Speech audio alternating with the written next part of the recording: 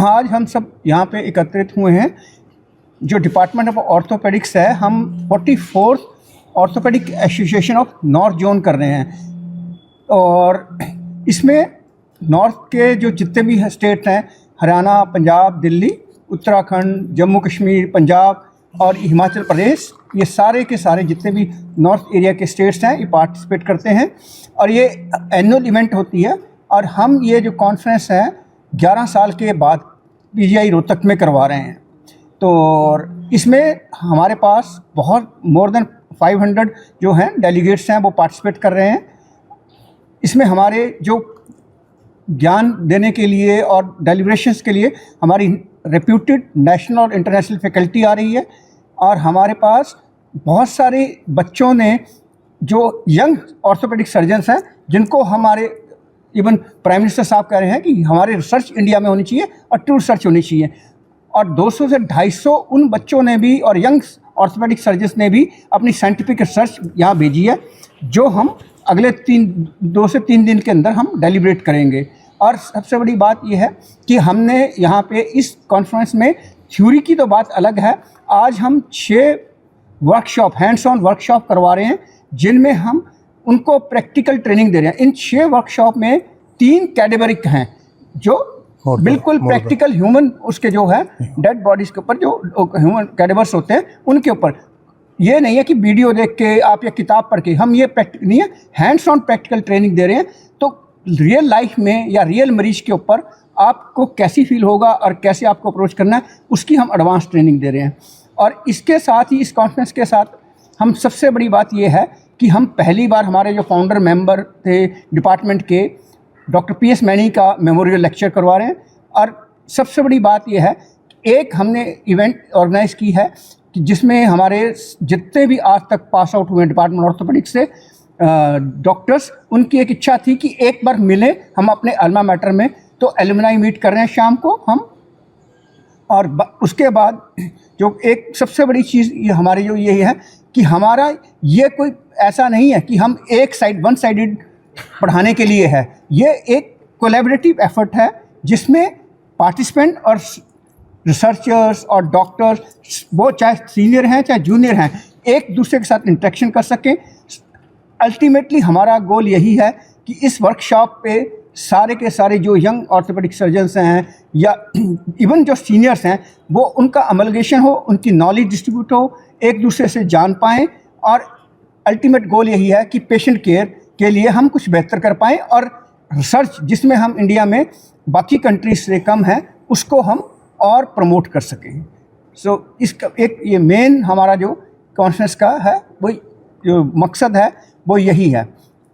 तो इस हाँ जी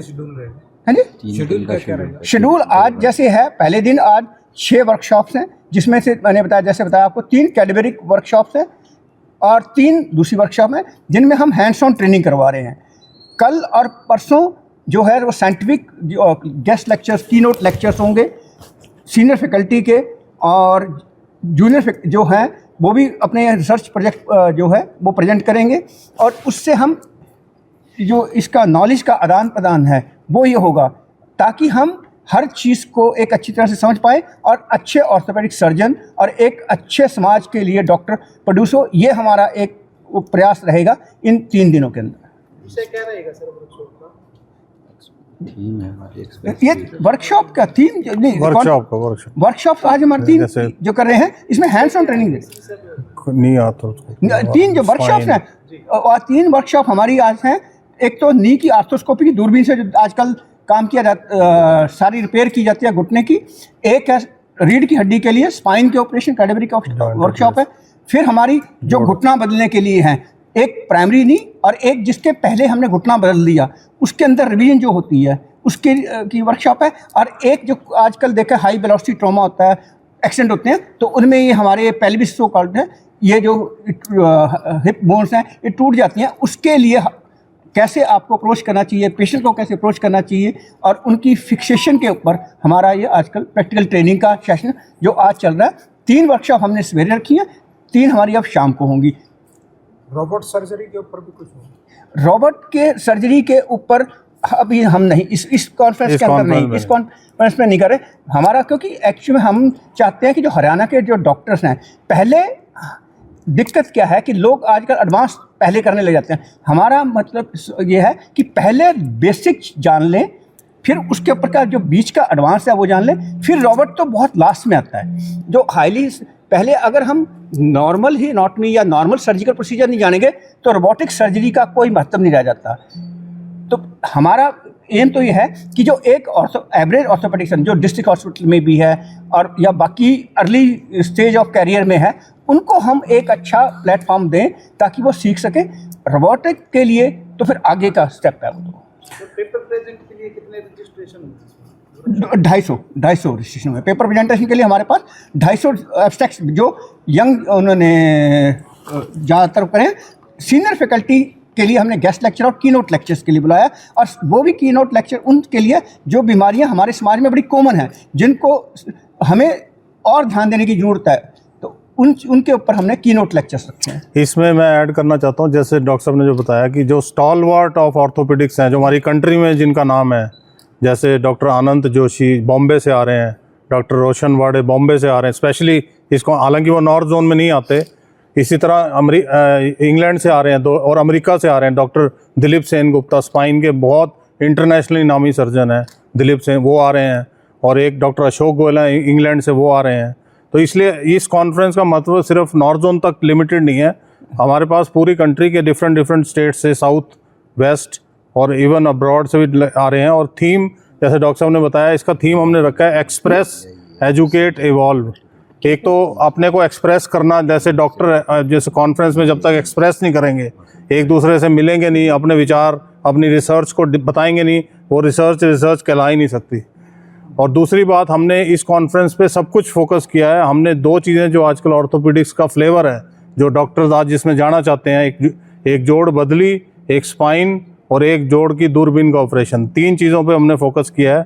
जिसके अलावा ट्रॉमा, रोड साइड एक्सीडेंट, इन पे भी फोकस किया है। परंतु जो रिसर्च की जो चीज़ें जिस पे आजकल बहुत काम हो रहा है वो है जोड़ प्रत्यारोपण, स्पाइन सर्जरी, और जोड़ से दूरबीन की चोटों का इलाज, खासकर खिलाड़ियों में जो चोट लगती है उसका मिनिमल इन्वेजिव की होल सर्जरी से इलाज, वो हमारा फोकस है। लोग जो हैं क्या कहते हैं हेरिडिटरी फैक्टर्स हैं, लाइफस्टाइल है हमारा। जैसे खाना, पुराने ज़माने के जो लोग थे उनके जोड़ 80 साल तक बिल्कुल ठीक रहते थे। एक हमारा लाइफस्टाइल है, खाने का स्टाइल है, और आजकल एक दूसरी बात है सीडेंटरी लाइफ, जिससे हम एक वर्जिश तो करते ही नहीं हैं। तो उन चीज़ों से मल्टीपल फैक्टर्स हैं इसके। ये तो वेरियस एस्पेक्ट हो गए ना, मेजर कॉज क्या है इसका? देखो मैं डॉक्टर साहब की बात पे ऐड करता हूँ, जोड़ जितने पहले आप खराब हो रहे हैं उतने ही पहले भी खराब होते थे, परंतु उस टाइम टेक्नोलॉजी नहीं थी, अवेयरनेस नहीं थी। अब तो कोई आयु वर्ग ही नहीं है, छोटे से लेके बड़े। नहीं छोटे में नहीं, ये इसकी एक एज लिमिट होती है। जैसे हम 45 अगर देखो यंग एज में अगर चलते ना, चलने में भी थोड़ा उनका फर्क, अगर तो बहुत एडवांस स्टेज ऑफ जोड़ बिल्कुल ही खत्म हो गए यंग में, जैसे सपोज 30-35 साल का है और जोड़ बिल्कुल खराब हो गया तो मैं रिप्लेसमेंट करूंगा उसमें। परंतु जो ओल्ड एज की वजह से जो जोड़ घिसते हैं वो ओल्ड एज में ही होने चाहिए। कुल्ले में कह सकते हैं कि कुल्ले में यंग एज आ रही है, क्योंकि उसके कारण है जो आजकल स्मोकिंग है, अल्कोहल है, ड्रग अब्यूज है, स्टेरॉयड है, ये जो देसी वैद्य के पास जा रहे हैं। कुल्ले का हम देखिए दोनों चीज़ों में डिफरेंस है। घुटने तो पहले भी उम्र के साथ लेट होते थे या मिडिल एज में एल्डरली में होते थे। कुल्ले में एक तो कोरोना जैसे कोविड की वजह से बहुत सारे लोगों ने स्टेरॉयड खाए, बहुत सारे लोगों ने दवाइयाँ खाई, या कहीं कोविड होने से वो भी फैक्टर है। दूसरा, आजकल जो मोस्ट कॉमन हमने देखा हमारे यहाँ रोहतक में स्पेशली, जो लोग आजकल बॉडी बिल्डिंग करते हैं, रोहतक अपना स्पेशली ये रोहतक वाली जो बेल्ट है, इसमें क्या वो प्रोटीन्स खाते हैं, प्रोटीन नहीं होते उसमें स्टेरॉयड है। स्मोकिंग और अल्कोहल अब्यूज आप सब तो रोज ही देखते हैं, अल्कोहल अब्यूज बहुत ज़्यादा स्मोकिंग करती हैं गांव में, औरतों को स्मोकिंग भाई स्मोकिंग कई पर्टिकुलर गांव ऐसे हैं जो बच्चा वहाँ रहा ना उसके पैर में लैच मिल रही है, वो उसमें वहाँ के लोकल पानी और खाने में फर्क है। दर्द है, इसे धीरे वो दर्द बढ़ जाता है, फिर कहते हैं आपका घुटना घिस गया। हमारे यहाँ डॉक्टर साहब ठीक है, ट्रीटमेंट बहुत बढ़िया है, 5 रुपए में इलाज हो जाता है, लेकिन कभी भी ये नहीं बताया जाता कि भाई आप, मैं जैसे चला गया मुझे बीमारी है, इसका कॉज क्या है, ठीक है भैया दवाई लिख दी जाओ, क्योंकि अगर कोच बताए तो प्रिकॉशन लेने में आसानी होती है पेशेंट नहीं, ये मैं इस बात से देखिए मैं आपकी एग्री नहीं करता। जब भी हम पेशेंट जब पीछे आता है हम उनसे पहले मेन तौर पे है नहीं पहले हम हिस्ट्री हमेशा मरीज से पूछते हैं। जैसे कोई बीमारी है कि भी आपको ये चीज़ तो नहीं है, ये चीज़, ये डिटेल में पूछा जाता है। आप पर तो पूछते हो लेकिन ये नहीं बताते क्यों हुआ। सुनिएगा, फिर उसके बाद उसमें हम उसको मोटी मोटी बातें बताने, जैसे घुटने में है कि आपको आलती पालती नहीं मारनी, उकड़ नहीं बैठना, ये चीज़ है। और या जैसे कमर का दर्द है या गर्दन का दर्द है, उसमें हम ये कहते हैं कि जी आप हैंड यूज़ करें, पिल्लो पतला लें, एक्सरसाइज करें। डेली जो व्यायाम है वो हर चीज़ के लिए ज़रूरी है। सबसे बड़ी कमी हम लोगों में ये है, वो क्या है कि जैसे दर्द ठीक हुआ उतने दिन तो वो एक्सरसाइज कर लेते हैं, उसके बाद फिर छोड़ देते हैं, फिर वो साइकिल रिपीट हो जाता है। तो ये एक फेसबुक पे भी अक्सर चलता है कि खड़े होकर पानी पीने से आपके घुटने खराब हो जाएंगे। ऐसा कुछ नहीं है, ये मिथ है। ये बोलता है कि बैठ के पानी पीना नहीं,